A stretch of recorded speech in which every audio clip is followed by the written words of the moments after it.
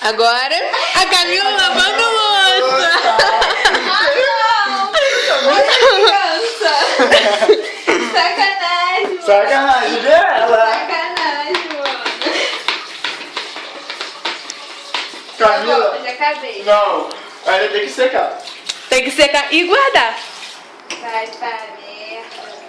E a panela? A tampa não vai lavar, não? Vou. É sacanagem. Tem que filmar a cara dela. Não! Vambora, Camila. Não tem seu tempo, não. Deixa a Camila. Deixa ela lavar logo essa louça pra gente comer. Deixa ela terminar de lavar esse cacete. Olha a Filma aqui. sacanagem. Filma aqui. Pipoca com bolo, já viu isso? Ó, bolinho. Tudo nós que fizemos, né? Ó, É. Perfeito. Ai, Miguel, olha, não te com bolo de chocolate. E bolo de chocolate com cenoura. Não, você não... É, isso aí. Cadê o pano? E a Camila Tá com o Miguel. O Miguel. Agora secando a louça. Guarda ali embaixo, tá, Camila? E a Bruna não faz merda nenhuma. Não, não, não. Eu já fiz, eu ajudei o Miguel. Eu peguei o óleo, eu peguei a Não, pipoca. quem pegou o óleo foi ele. Mas eu peguei. Pegou a panela e o milho. E o balde. Aquele Camila, balde olha ali. pra cá. Eu já olhei, eu tava olhando. Dá um tchauzinho pra câmera. Calma aí, ó. Eu vou limpar a pia.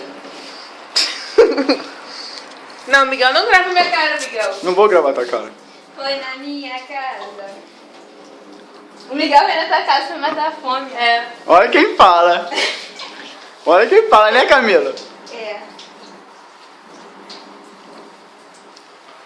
3 na cozinha não dá certo. 3.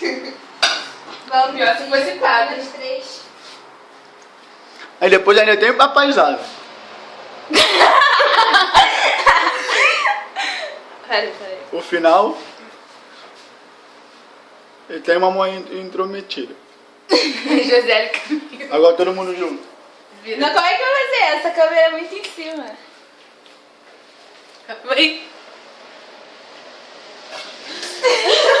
O trem passando.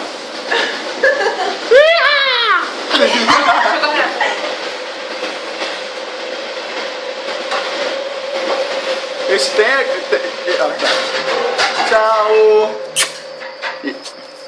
Estão guardando. Tá, onde é que eu boto esse pano aqui? Onde estava, Miguel? Ai, Miguel. Onde é que eu ponho? O pano tava ali embaixo do negócio.